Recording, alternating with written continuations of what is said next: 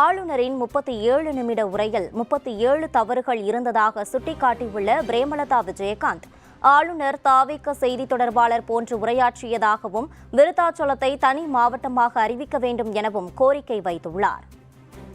ஆளுநர் உரை அன்றைக்கு ஆளும் கட்சியின் உரையாக இருந்தது என்பதை யாரும் மறுக்க முடியாது.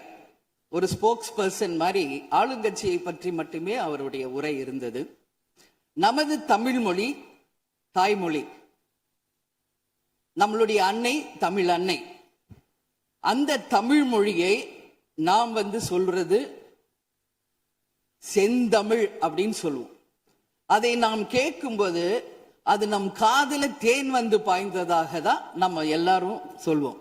ஆனால் அன்றைக்கு ஆளுநர் உரையில் 37 நிமிடங்கள் அவர் பேசியதாக ஒரு குறிப்பு இருக்கு.